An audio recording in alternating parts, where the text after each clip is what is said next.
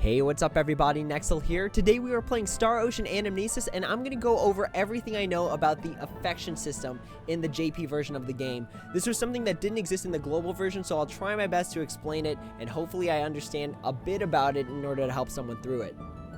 So the affection system is a new system that was released in Ocean Anamnesis that essentially gives you additional items, or it gives you additional perks for the character that you have the max affection rate for. So affection can be seen as these hearts on the left here. So it initially starts at 1 heart, and then it moves to 2, and then 3, and then maxes out at 4 hearts, which is the maximum affection level. If you go to the interactive mode by tapping on the hearts here, there's a few things you can do. So in order to increase the level of the character and up the affection, so you can either tap the character up to 4 times a day. So that's pretty much just what I'm doing here. I'm literally just tapping the screen, and that counts as increasing the affection rate, again, 4 times in a day. Another way to increase affection rate is by actually just playing as the character. So not using them as an assist, but actually physically playing as that character going into missions. The more stamina cost the mission has, the higher the affection rate will increase after the mission is done. Lastly, you can also increase affection rate by giving them presents. So in this menu, again, you see that little present box at the bottom there. You can tap that, and then it'll open up all the presents you can give, and you can increase affection rate essentially by giving these items. So those are the 3 ways I know of in order to increase affection rate, or at least those are the ones that are the most common. So what does affection rate help? So if you max out a character's affection rate, there's a few things that happen.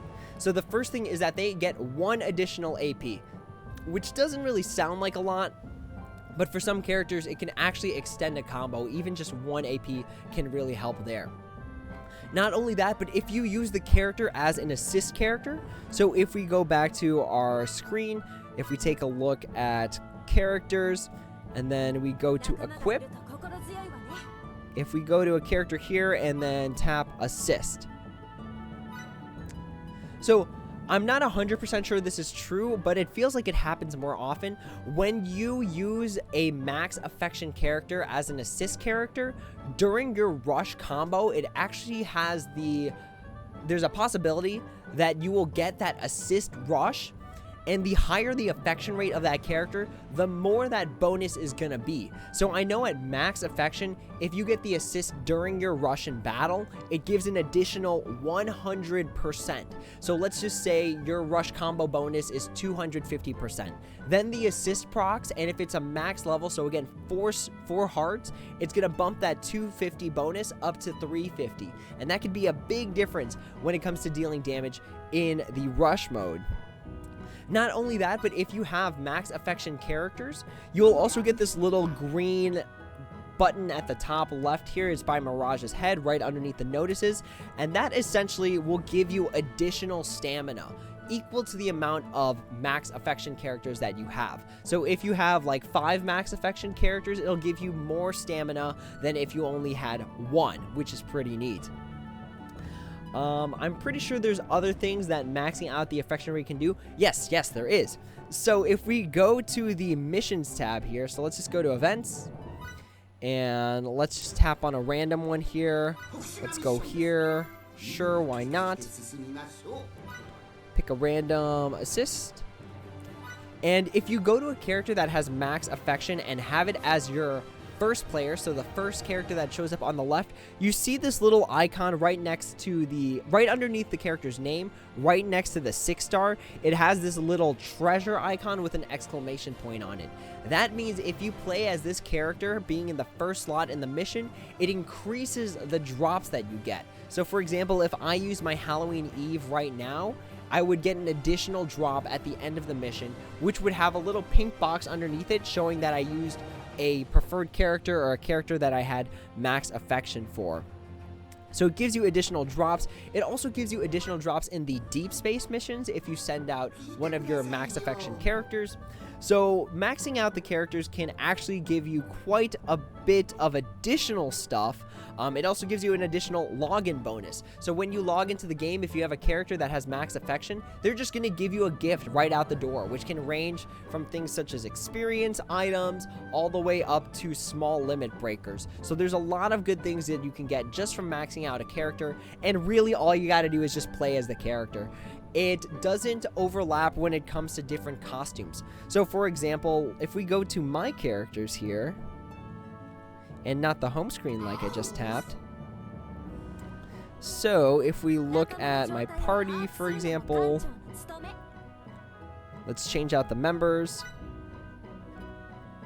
So what I meant to say earlier is that if you have a character that you max affection, it affects all versions of that character. So for example, this Sophia here, the maid Sophia right here, so I maxed out her affection level early.